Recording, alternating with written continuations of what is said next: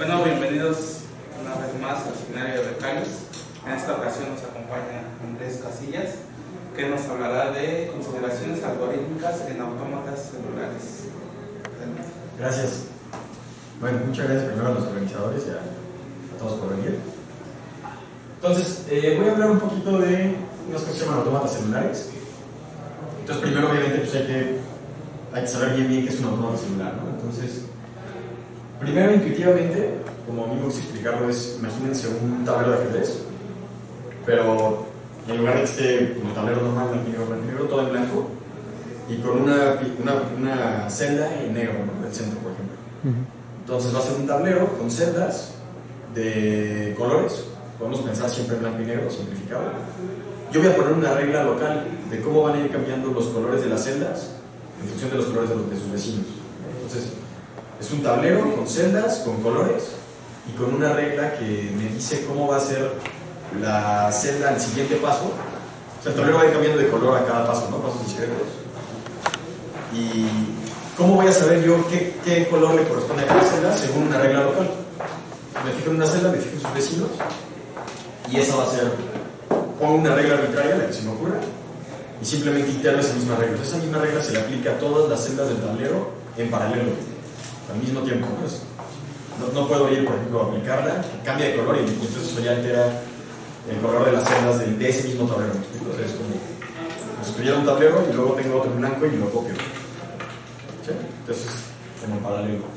Entonces, sí, un tablero de celdas D-dimensional, este que dije es de 2. Puede ser de dimensiones. Un conjunto finito de colores, reglas locales deterministas, normalmente sencillas, nos interesan las sencillas. Y una condición inicial sencilla, ¿no? En este caso fue el tablero en negro en el centro. Es un ejemplito muy sencillo, es que tengo mi tablero, supongamos que es infinito, pero solo estamos viendo una sección, y esta es mi condición inicial. Entonces yo voy a poner una regla que va a ser cómo va a cambiar cada una de estas celdas de color a la siguiente iteración. Pues simplemente me voy a fijar en su vecindad, donde la vecindad de una celda va a ser los 8 de alrededor. Por ejemplo, la vecindad de estas celdas son estos 3, este y estos 3 de abajo, ¿no? Sin contarlo así mismo. Entonces mi regla va a ser, si tiene un vecino en negro, al próximo paso va a ser negro, él. Entonces podemos pensar cómo se va a comportar el autómata a partir de esta condición inicial. Por ejemplo, el de negro va a desaparecer, no tiene ningún vecino negro, va a ser blanco. Y todos estos 8 de alrededor van a ser negros, y el resto va a ser blanco, ¿no? No tiene ningún vecino negro. Eso está sencillo. Va a ser algo así, este es como el paso 1. Y después no es difícil ver que va a ser algo así, ¿no? Todos los vecinos negros tienen al menos un vecino negro, entonces se mantienen negros. Este ya tiene una bola de vecinos negros, entonces va a ser negro, y el resto va a ser negro. Y entonces esto es como una regla expansiva. Pues no es difícil darse cuenta tampoco de que no importa qué condición ponga yo inicial, mientras no sea la trivial, siempre va a terminar todo negro. Una regla medio boba, pero ilustra el punto. Y entonces una pregunta interesante es, pues, ¿por qué nos interesan esas cosas? Justo la respuesta es algo de este estilo, ¿no? O sea, este es un autómata celular, todos son el mismo autómata celular, se llama el juego de la vida, Economy, muy famoso, y todas estas son patrones que están evolucionando con las mismas reglas, lo único que está cambiando aquí son las condiciones iniciales. Entonces, lo que es bien interesante y bien bonito de los autómatas es que son muy difíciles de predecir y parece que de algo muy sencillo que simplemente estamos iterando empiezan a nacer patrones bien complejos, ¿no? Por ejemplo, este es un patrón infinito, repetitivo, muy importante, se llaman gliders, porque de hecho después, o sea, uno puede pensar qué tan complejo es esto realmente, ¿no? Se demostró, creo que por ahí de los 80s, que esto es Turing completo. Eso significa que es capaz de... Tú puedes implementar cualquier algoritmo aquí como lo puedes implementar en cualquier máquina de Turing. Entonces, intuitivamente alcanzó el nivel máximo de complejidad computacional que existe.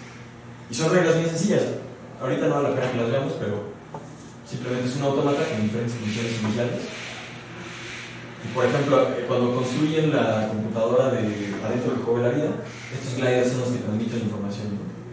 Son estructuras muy importantes en este autómata. Entonces, básicamente los autómatas son importantes porque parece que de reglas sencillas nace algo complejo y además nace algo bien complejo. Bien difícil de predecir y además alcanzan. Una de las tesis de Wolfram, en su libro, es que, en su libro New Kind of Science, es que bien rápidamente alcanzas ya el máximo nivel de complejidad, ¿no? O sea, casi todo, lo que dices, casi todos los autómatas celulares no triviales son Turing complejos, como una de sus hipótesis. Aquí, por ejemplo, me gusta porque esta es una calculadora de dígitos de pi que construyeron dentro del juego de la vida. Y entonces, pues es un rollo, aquí tiene todo, o sea, esto básicamente es como una computadora y entonces la salida sale por acá. Y aquí van 10 a la 13 pasos, iteraciones, y ya imprimió 14 dígitos de pi. Los voy imprimiendo codificados en algún lenguaje, normalmente es binario. También hay cribas de primos y una bola de cosas que se puede hacer en el juego. Aquí está como lo dice Wolfram, ¿no? Uno pensaría que si las reglas del programa son sencillas, entonces o sea, también se va a comportar de forma sencilla, ¿no? Su comportamiento también va a ser sencillo, porque tenemos mucha intuición, o sea que siempre para crear algo complejo necesitas partir de algo complejo, de algo muy bien pensado, de algo muy sofisticado, ¿no? Entonces, los autómatas también son importantes porque logran, creo que son uno de los primeros ejemplos concretos que logra romper con esa intuición, ¿no? Clásica o sea, de que realmente de algo muy sencillo pueden hacer algo muy complicado. Y además es interesante que conocemos todos estos sistemas, ¿no? O sea, no hay nada, por ejemplo, no hay nada de probabilidad, ni hay nada oculto. Todo es determinista, todo es sencillo, y todo está súper claro. Y aún así es bastante difícil saber qué va a pasar, ¿no? Entonces, ¿qué preguntas nos interesan? En particular dos, bueno, hay muchas, ¿no? El primero es el problema del jardín del Edén.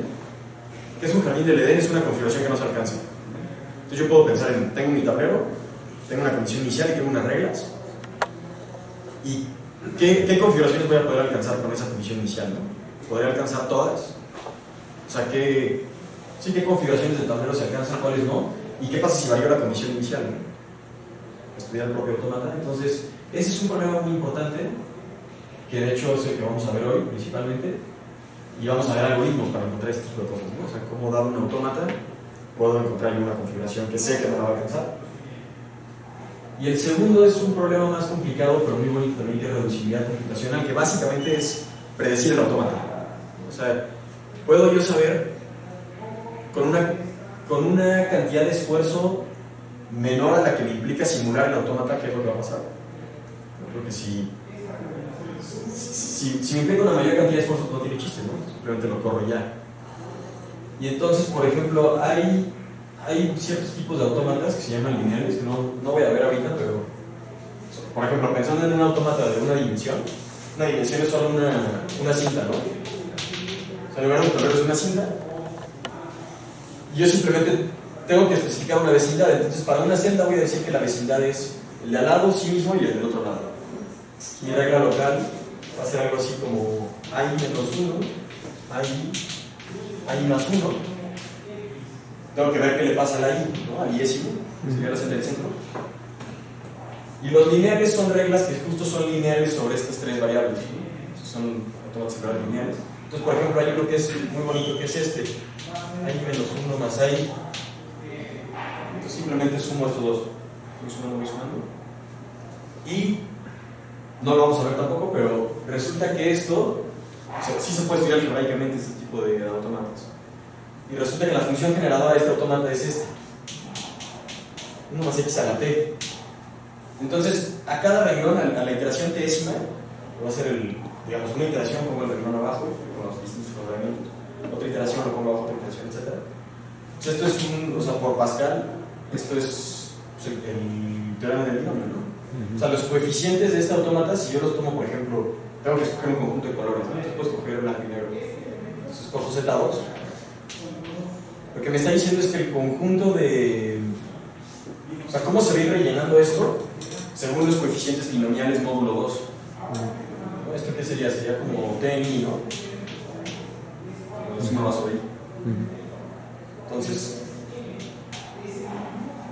Entonces, este problema, por ejemplo, de reducibilidad computacional, en este caso es interesante porque resulta cierto, o sea, este autómata sí lo puedo reducir computacionalmente, y eso significa que puedo calcular de una forma más eficiente los coeficientes lineales. Y luego hay otro que si extiendo, o sea, si yo considero ahora, en vez de eso, una vecindad más grande, o sea, por ejemplo, desde una i menos j, i I más J, y por ejemplo lo sumo, de ahí menos K da igual a J menos J, algo así. Lo que resulta es que la función generadora de este autómata es una cosa de este estilo, es 1 más x1 más x2 más xj a la t. Entonces aquí me salen los multinomiales, ¿no? Entonces el problema de reducibilidad computacional de un autómata de resolverse me da una forma eficiente o más eficiente que corre el autómata de calcular coeficientes binomiales y multinomiales. Sería algo, bueno, no sé, d, i1, j, una cosa de ese estilo, ¿no? Entonces estos van a ser los coeficientes que van a aparecer en el autómata. Entonces es interesante, o sea, la reducibilidad computacional es muy padre porque siento yo que tiene mucha importancia en muchas otras áreas, como aquí, poder computar de forma eficiente esos números, reducidos módulo n, según el conjunto de colores que escoja. Y también, algo que es todavía más interesante es cuando demuestras que algo no es reducible computacionalmente, ¿no? O sea, cuando hay irreducibilidad computacional. Tú estás diciendo como, tengo un autómata que le haga como le haga, no lo voy a poder predecir a menos de que lo corra. Entonces eso es interesante porque es como, Wolfram lo dice, que es como si tuvieras un volado. O sea, muchas veces pensamos que la probabilidad, por ejemplo, de echar un volado es porque se nos escapan las variables, ¿no?, del experimento. Es como, no podemos conocer todo, o sea, no podemos conocer el ángulo con el que echo la moneda, la masa, la fricción del aire, etc. Entonces metemos una probabilidad con una especie de incertidumbre, ¿no? Pero si hay irreducibilidad computacional, es como una especie de contraejemplo de eso, porque tengo un sistema, o sea, tengo un volado en el que conozco todo. En este caso sería el autómata, conozco el tablero, conozco cómo se va a comportar, conozco qué le pasa a cada paso, y aún así no tengo forma de predecirlo a menos de que corra el experimento, ¿no? O sea, no tengo forma de predecir qué va a salir en el volado a menos de que lo tire. Entonces eso es algo bien interesante y él le llama aleatoriedad intrínseca, que dice como que el azar no viene de nada de fuera del sistema, sino que está ahí presente, ¿no?, cuando hay irreducibilidad computacional. Entonces, por ejemplo, un ejemplo bonito es esta, es la regla 30, que es de las primeras que Wolfram consideró muy interesantes. Esta no se ha demostrado que es computacionalmente irreducible, pero, por ejemplo, determinar qué le pasa a la columna del centro, cuál es esta sucesión, es un problema abierto todavía, a pesar de que todo es determinista, ¿no? Aquí hay una más, así es como evoluciona la regla 30. Y de hecho, por ejemplo, el Wolfram dedica gran parte de su libro a analizar distintos generadores de números aleatorios en computadoras. Y matemáticas sí generan números aleatorios con la columna del centro de la regla 30. Entonces, tengo entendido, o al menos Wolfram dice eso, que esa es la forma más eficiente de generar números aleatorios que tenemos hasta ahora, con autómatas celulares que tienen irreducibilidad computacional. Esta sí está demostrado que lo tiene, la regla 110, que además, como se pueden dar cuenta, es bastante sencilla, ¿no? O sea, es simplemente, aquí está toda la regla. ¿Qué le pasa a una vecindad todo en blanco, una vecindad blanco, blanco, negro? O sea, no son las grandes reglas, ¿no? Pero sí da lugar a comportamiento bastante complicado. Esta es irreducible computacionalmente, entonces no podemos predecirlo a menos de que lo corramos, y además estudia incompleto. Creo que es el primer autómata celular unidimensional que se demostró que fue estudio incompleto. Entonces, bueno, también es importante, ¿no? En su libro, Wolfram también dedica varias secciones a demostrar que aumentando la dimensión no ganas complejidad, ¿no? Entonces realmente te puede reducir a los autómatas celulares unidimensionales y además a los más sencillos, ¿no? Tampoco ampliando la vecindad. Sí puedes obtener diferencias de este estilo, de binomiales y multinomiales, pero no en términos de comportamiento. Entonces te puede restringir a autómatas celulares unidimensionales de dos colores y con vecindajes de radio 1. Son los que llaman autómatas celulares elementales, que son como estos, ¿no? Son dos colores, la vecindad de 3 y ya, ¿no? Unidimensionales. Entonces este es el tiempo 0, es el primero hasta arriba, el tiempo 1, el tiempo 2. Bueno, entonces vamos a ver ahora sí, ya que tenemos la idea intuitiva más o menos formalmente qué es. Entonces el espacio simplemente es Z a la D, ¿no? como ya dije, para estudiar complejidad basta con considerar Z. Siempre lo pensamos como una cinta. Entonces va a ser el tablero, el espacio celular dimensional. Conjunto finito de estados normalmente es un anillo conmutativo finito con unidad, aunque casi siempre se toman los ZPs. Un campo o un ZM también se puede tomar. Por lo que dije, casi siempre se estudia Z2 o más, o algún ZM. ¿No hay problema? Esos son los colores, ¿no? Una configuración, intuitivamente, es la foto de. Es una foto del tablero en un tiempo dado, ¿no? Al tiempo t, le tomo una foto al tablero, es mi configuración. Formalmente es una función que a cada celda le asocia un color. Esta es mi función. Entonces, al estado de la celda m es cdm. Una m vecindad simplemente es un vector en zd. Para que aquí podamos hablar, por ejemplo, de la celda AI. O sea, si aquí, por ejemplo, mi vecindad es esta, ¿no? O sea, mi vector de vecindad es -1, 0, 1. Entonces puedo agarrarle un elemento de mi espacio, que sería un entero, y le aplico la vecindad, ahí lo hice. No, ahorita vamos a ver, ¿no? Entonces sería z-1, z más 0 y z más 1, ¿no? Entonces estoy diciendo el de la izquierda, así mismo, y el de la derecha. En general, por cualquier dimensión. La regla de evolución, que es la regla local. A cada SM, donde M es el tamaño de mi vecindad, o sea, a cada conjunto de M colores le asocio uno nuevo. Esta es la regla local, ¿no? Estado, y aquí está, ¿no? Si los vecinos de una celda NI tienen estados S1 hasta SM, el nuevo estado de esa celda va a ser F de estos.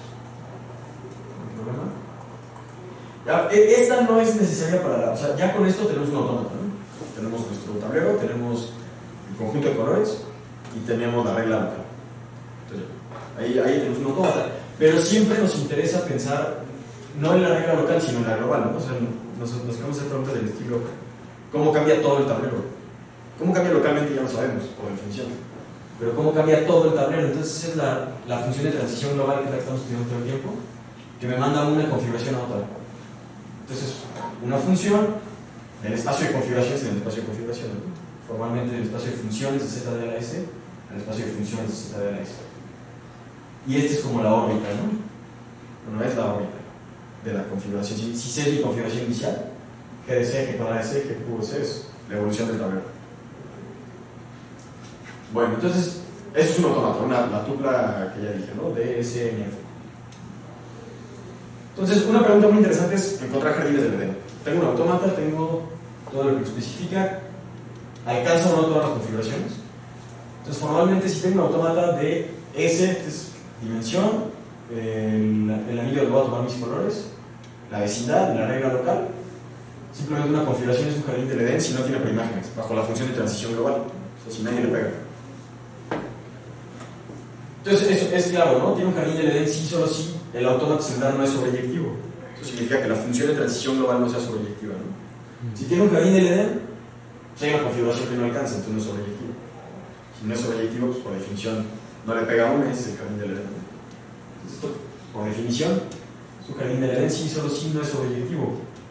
Entonces se reduce, encontrar jardines del Edén, primero por un lado es demostrar que este autómata es sobreyectivo o no, y luego una cosa es demostrar que existe y otra es encontrarlo, ¿no?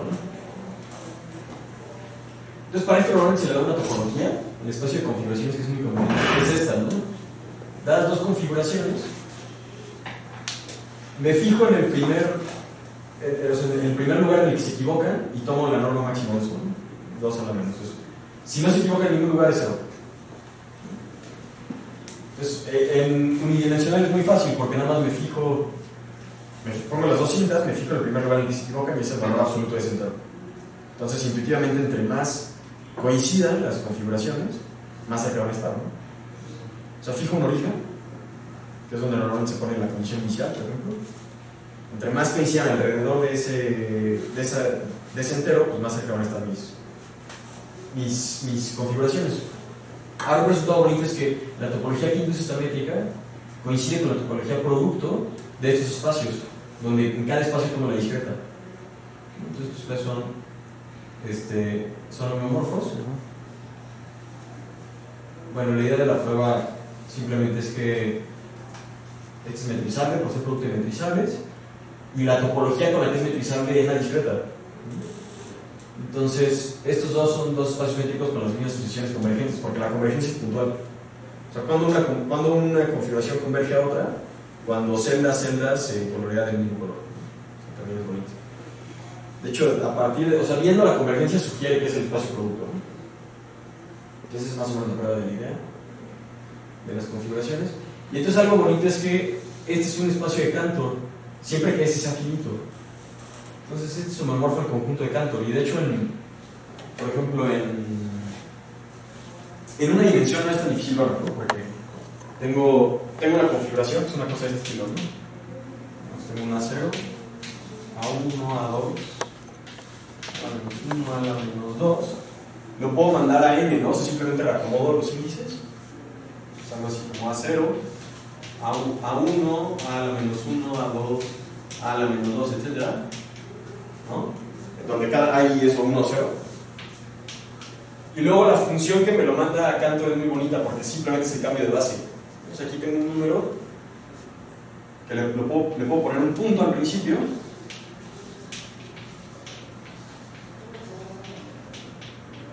Lo multiplico por 2, porque aquí tengo ceros y unos, entonces para tener ceros y doses sería como 2 veces esto y lo interpreto en base 3. Y esa es la que me da el homomorfismo aquí para acá, ¿no? La H homomorfismo. Y justo esta es continua con esta topología y es claramente es objetiva, ¿no? Por la unicidad de repetición en base 3. Si tengo otro conjunto de estados, simplemente es hacer el cambio de base a base 2 y luego esto mismo, ¿no? Entonces, es más o menos la idea de la prueba. Pero ya es bien útil que tengamos un conjunto de Cantor, ¿no? Porque tiene una bola de propiedades. Es compacto, es perfecto de Lagrange.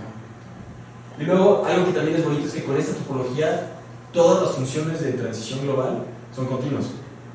Y conmutan con traslaciones, eso significa que justo se aplica lo mismo a todas las celdas, ¿no? Conmuta con las traslaciones. Y de hecho, en el 69, el señor Hedlund demostró también el regreso.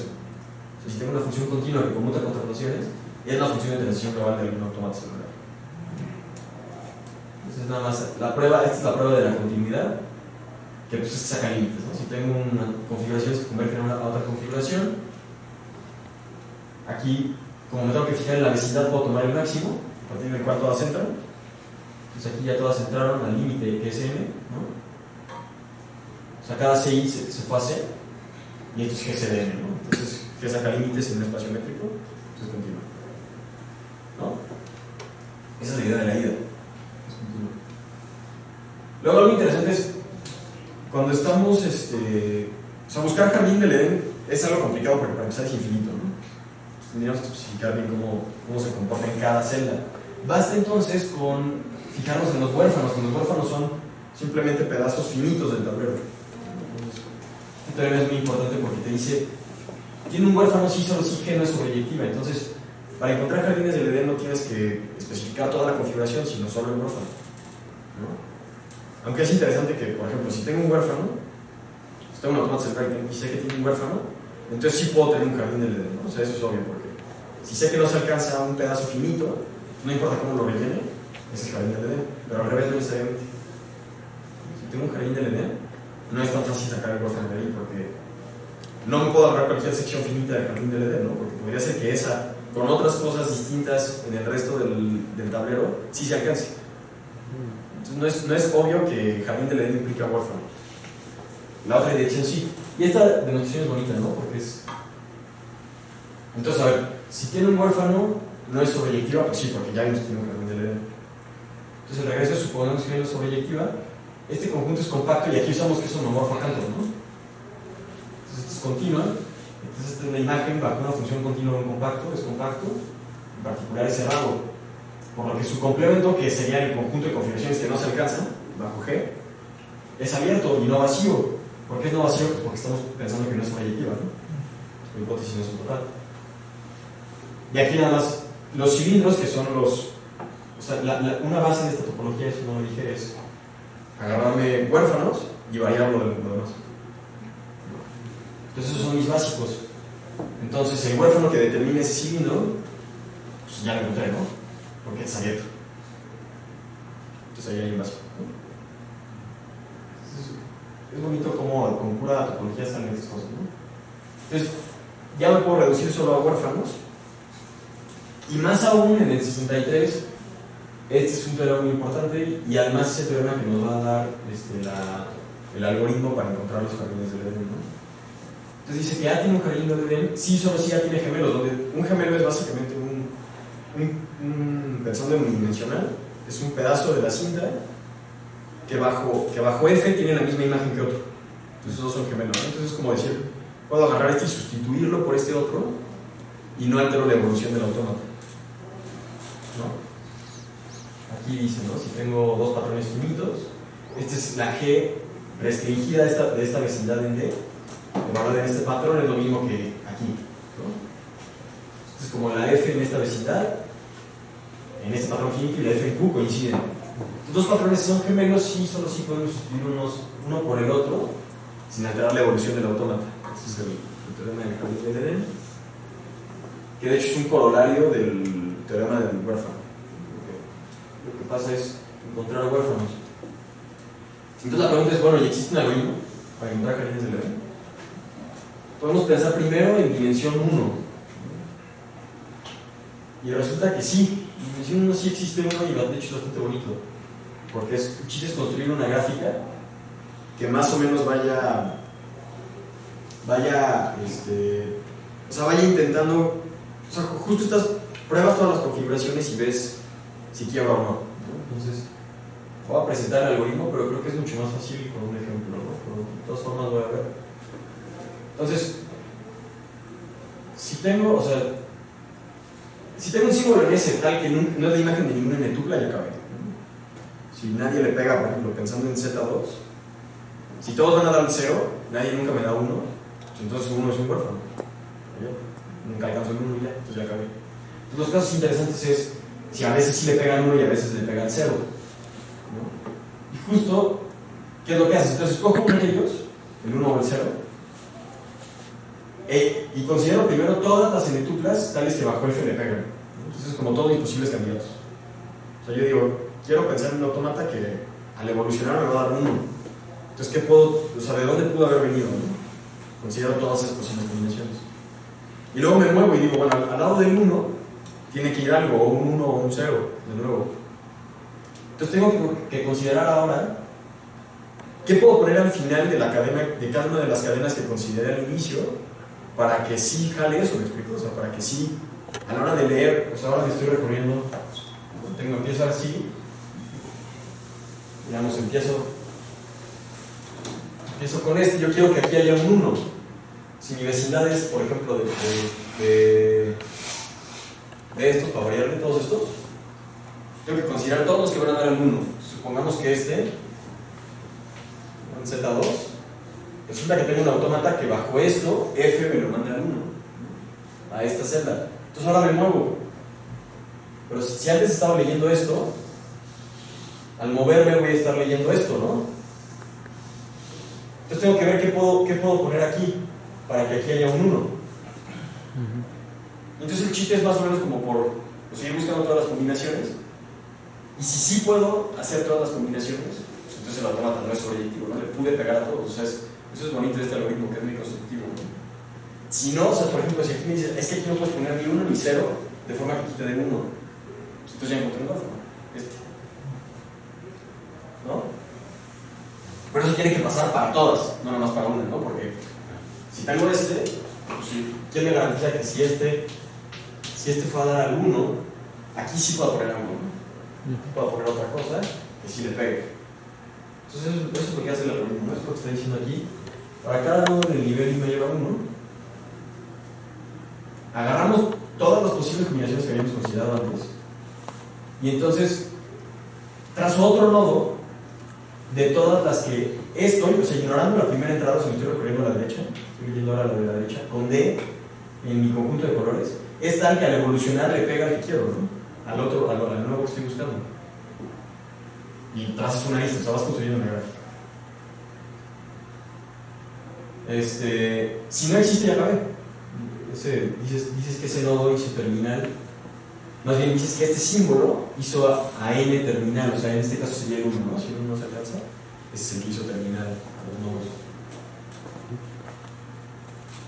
Bueno, aquí nada más una aclaración. Si se repite algún nodo, no hay nada que hacer, ¿no? Porque ya sé que se va a empezar a repetir la gráfica, no hay ningún problema. Entonces vamos a ver, bueno, una observación, esto es muy importante. El algoritmo escrito siempre termina, pues hay un número finito de subconjuntos, ¿no? De este conjunto. Es bien importante que los algoritmos terminen, porque hay problemas. O sea, si tú tienes un problema y puedes idear un algoritmo que lo resuelva, pero no tiene la garantía de que termine, no es simple. Eso es bien importante. Demostrar que tu algoritmo termina es parte del hecho exacto, ¿no? Entonces, vamos a ver un ejemplo. Esta es la regla 126.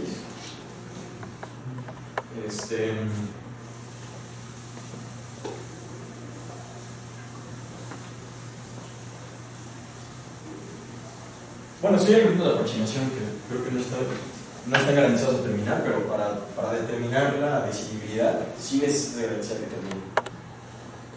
Entonces, ¿qué estoy considerando? Un autómata celular unidimensional, donde tengo aquí una celda, me fijo en una celda, y sus vecinos va a ser el de la izquierda 5 y el de la derecha. Entonces va a ser 0 si son iguales y 1 en otro caso. Entonces, por ejemplo, escojo, para empezar, no es trivialmente no sobreyectivo, ¿no? Porque hay unos que le van a dar al 0 y otros que le van a dar al 1. O sea, le va a dar al 0, ¿no? Y le va a dar al 1.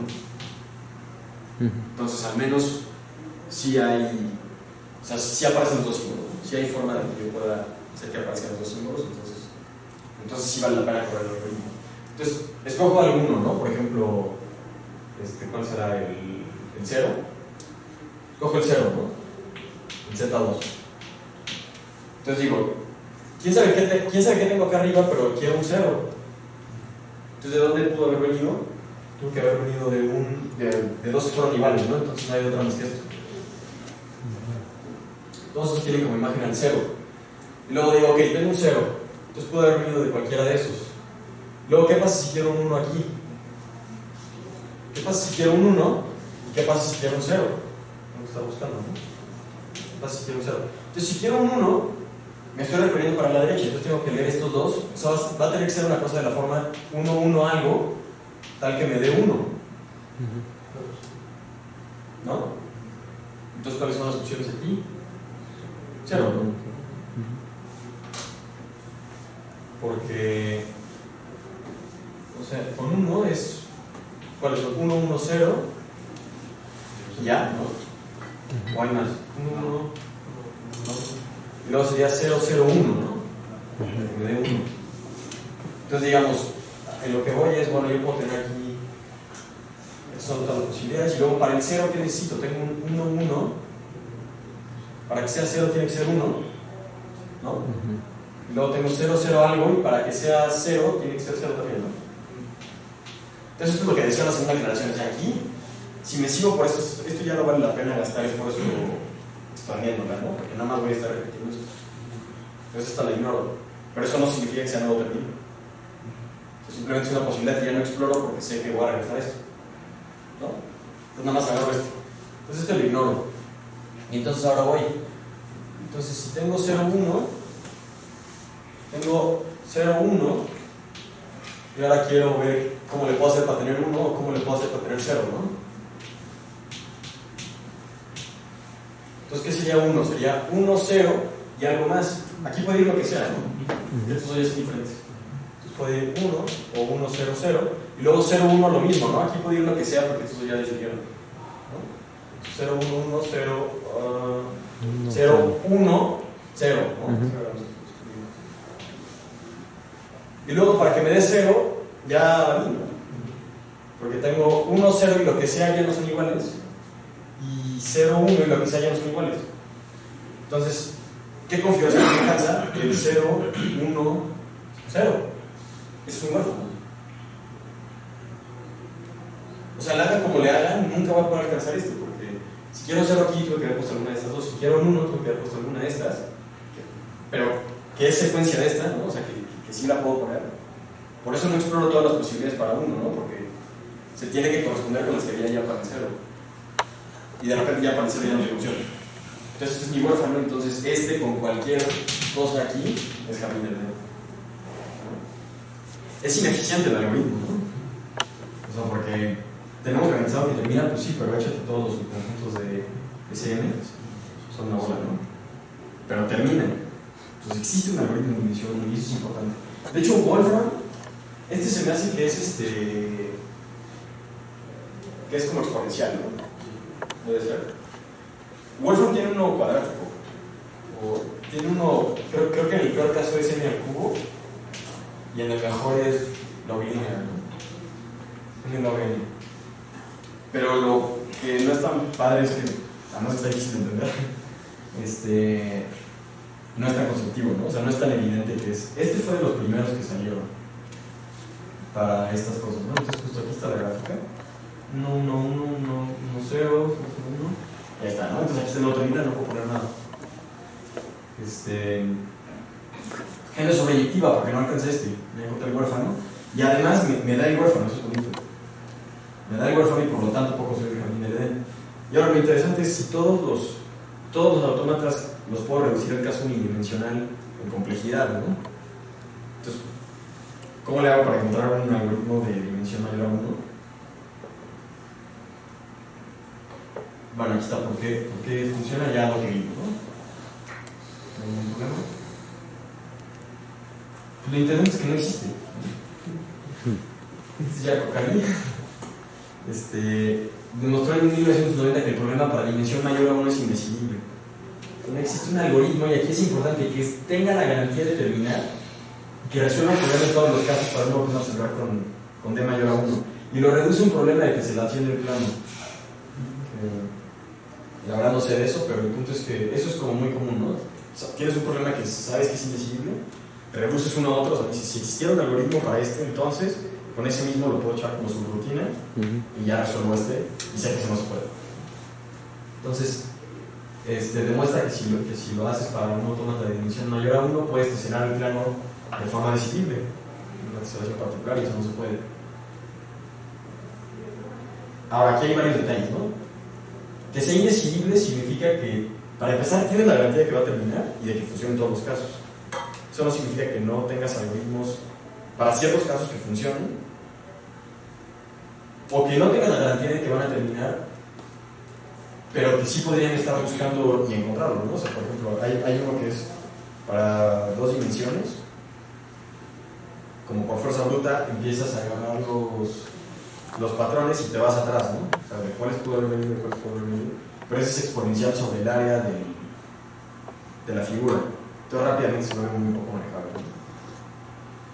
Pero bueno, existen. Luego también hay otros que ya una vez que demuestras que, o sea, hay formas de demostrar que existe un jardín del Edén que tiene ciertas características, y entonces empiezas a hacer ciertas búsquedas como atinadas en esos espacios.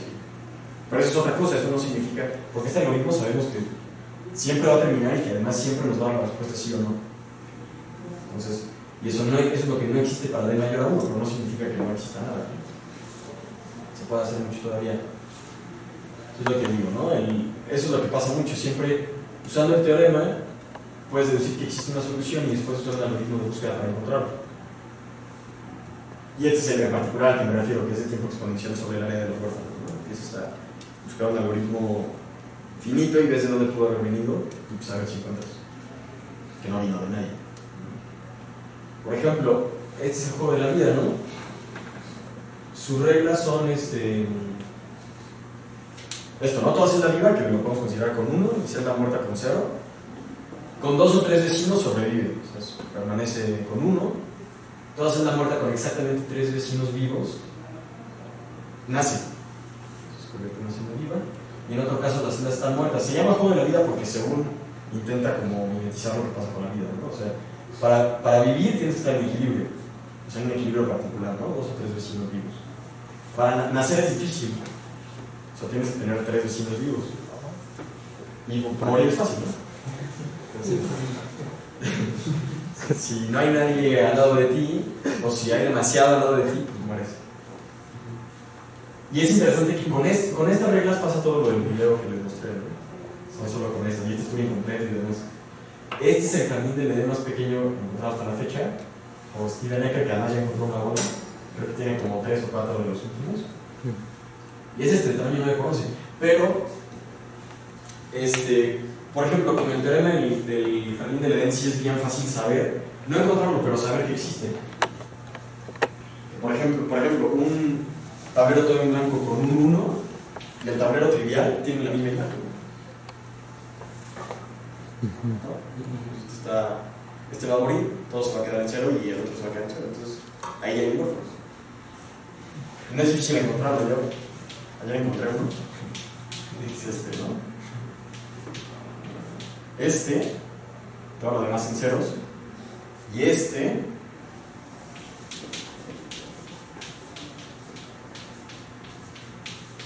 también es huérfano, también son gemelos. Entonces es mucho más fácil saber que existen por el teorema del jardín del Edén. Encontrar gemelos no es tan difícil. Encontrar huérfanos o jardines del Edén sí es muy difícil. Aquí lo que ponen en gris es porque podría haber cualquier cosa, ¿no? Entonces lo que hacen es encontrar el huérfano y ya lo demás. Lo que sea, ¿no? Y bueno, creo que eso es todo lo que les quería platicar por ahora. Okay.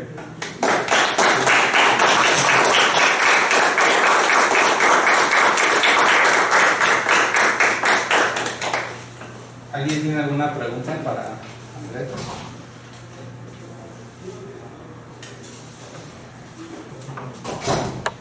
¿Cómo se le dan los nombres a los autómatas? O sea, de lo de regla 10 y todo sí, eso. Bueno. Sí, es buena pregunta.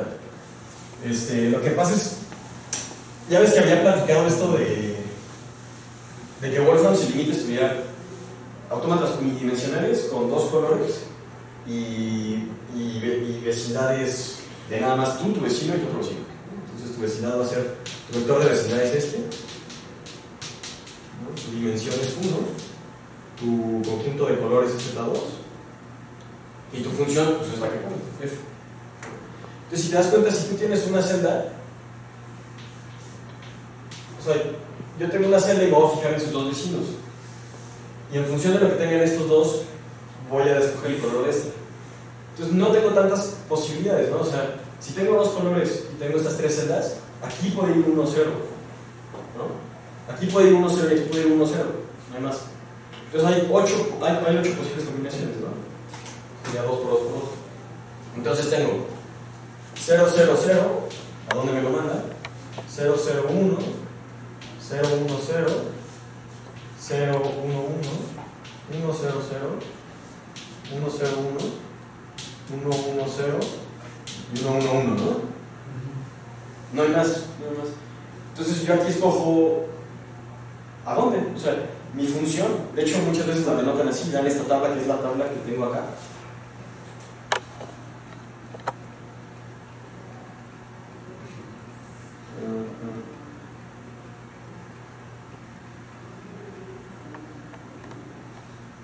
Estas tablas.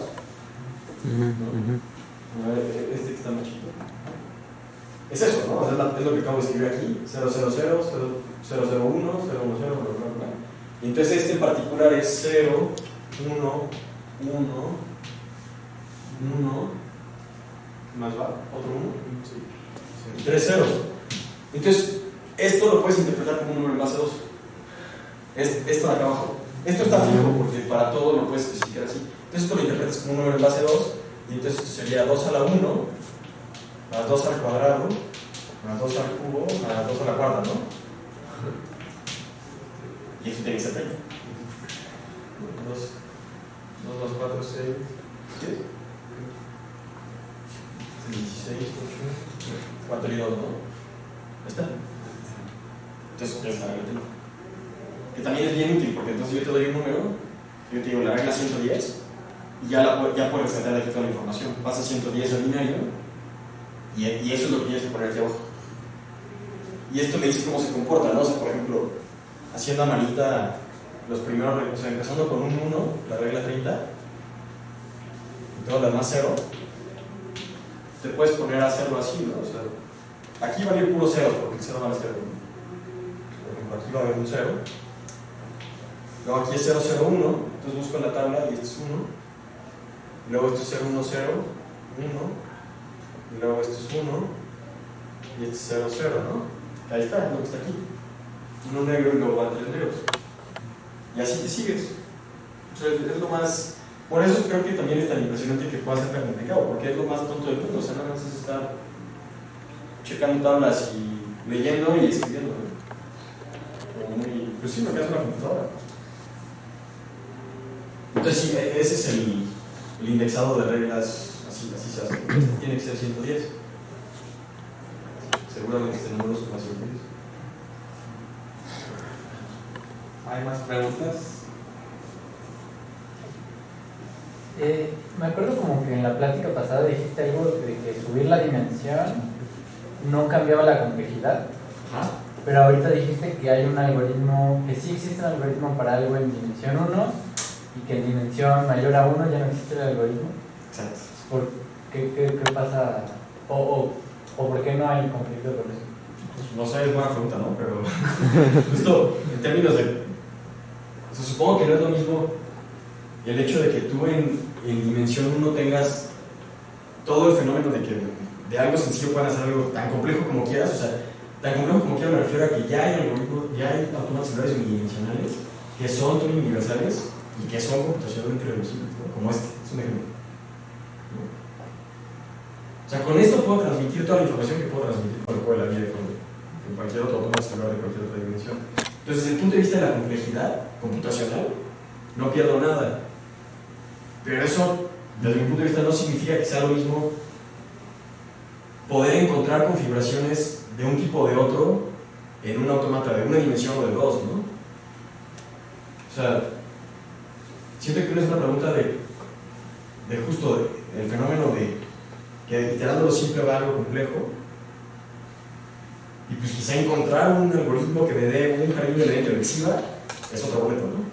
Es como otra historia. O sea, quizá teóricamente te basta por estudiar esto, ¿no?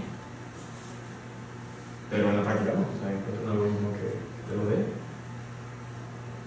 Pues no es lo mismo. Yo siento que va por ahí, pero sí es una pregunta. O sea, no... Porque no solo es que no hayan encontrado el algoritmo, sino que probó que no existe, ¿no? Insisto, que tengas garantizado que termine en todos los casos, o sea, que es indecidible, ¿no? Sí se ha hecho muchas cosas también en dimensión mayor a 1, pero sí es una pregunta. Una pregunta con lo de los números, o sea, no hay un límite de hasta qué número puedes llegar con que tú... Sí. ¿Cuál es el bueno? ¿Perdón? ¿Cuál es el número más grande que puedes dar? O sea, supongo que es el de puros unos, ¿no? Creo que es 2 a la 9 menos 1, ¿no?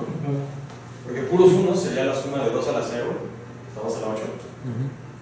Entonces, pues eso es 2 a la 9 menos 1.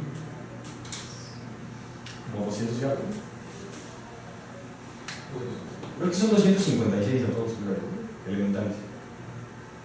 Estos son elementales, obviamente. Cambian la vecindad y demás, y es otra cosa. O sea, por eso la universidad es mucho más grande, o sea, para adelante o para atrás. La vecindad.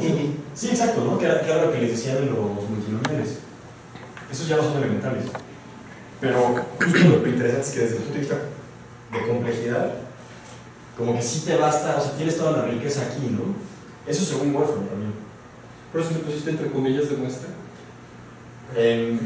Sí, porque además es una demostración muy heurística, o sea, es muy de considerar muchos otros tipos de... ¿Dónde está eso? Por acá, ¿no? ¿Dónde está la portada del libro?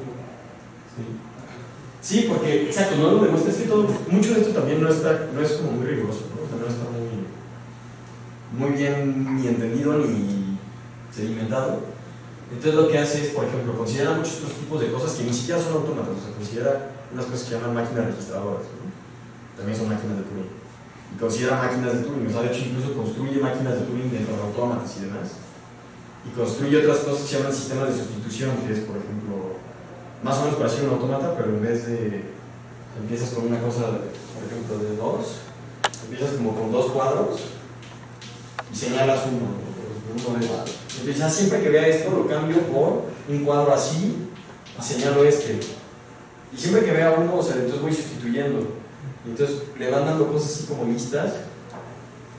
Pero a fin de cuentas, todos ese tipo de cosas son como sistemas de sustitución de muchos tipos distintos. Y ve y dice, como es que, sí dicen, pero vean que no estoy ganando nada, ¿no? Vean que más o menos todos exhiben ningún tipo de complejidad y demás, pero sí, no es una demostración formal. Y ahí obviamente también hay mucho debate y demás, ¿no? Y de hecho justo una de las tesis de Wolfram también explico es que muy rápidamente vas a alcanzar el máximo nivel de complejidad, ¿no? O sea, en cuanto te empiezas a salir de autómatas celulares que no son o trivialmente predecibles o de comportamiento fractal, como la regla 126 que vimos, la del algoritmo, esos casi seguros son computacionalmente irreducibles, eso es lo que dice. Y pues ya demostró que lo es, ¿no? Por ejemplo. No se ha demostrado que lo es, pero ha pasado todos las celdas de medio han pasado todas las pruebas estadísticas y de probabilidad y todo de una sucesión aleatoria. Entonces, pues está interesante, ¿no? Como, pues, ¿por qué pasa eso? ¿Cómo es que...? Y dedica una gran parte de su libro también a analizar generadores aleatorios de otros programas, de Excel y de Python y muchos de ellos, y les encuentra cosas. Pero sí, este es un problema. Hay varios problemas abiertos se llaman los premios de la regla 30, y Wolfram mismo ofrece dinero para que lo resuelva, ¿no? Y uno de ellos es encontrar estos, ni siquiera es decir cuál de las opciones, es decir algo. O sea, sí, eventualmente va a ser todo negro, eventualmente blanco, va a haber un patrón, nunca va a aparecer en ciertos renglones, nunca va a aparecer en blancos o lo que sea, ¿no? Otro es el de probar que esto es computacionalmente reducible, ¿no? O sea, si yo lo puedo predecir con un esfuerzo computacional menor al cuadrado, porque eso es el esfuerzo que te implica simular un autómata, ¿no? Primero checas una, y si quieres una configuración de longitud L, checas L, luego checas L más 2, luego L más 4 y así. Eso es, o sea, es algo así como empiezas con L, luego checas L más 2, luego L más 4, así hasta L más T, ¿no? O 2T me parece, donde T es el renglón. Sí, ¿no? Entonces es algo así como que es menor o igual a simplemente sumar L más I, ¿no? Es igual a 0 a 2T. Y esto es cuadrático en T, ¿no? Es algo así como 2T más 1L por la suma de los primeros 2T naturales, ¿no? 2T por 2T más 1 entre 2. O sea, aquí está el cuadrático de T cuadrado. Entonces, simular un autómata es de T cuadrada, y ese es el premio de la regla 30. Dime qué pasa en el renglón décimo en tiempo menor a esto. Y ese es otro de los problemas abiertos. Bueno, pues le agradecemos nuevamente a Andrés.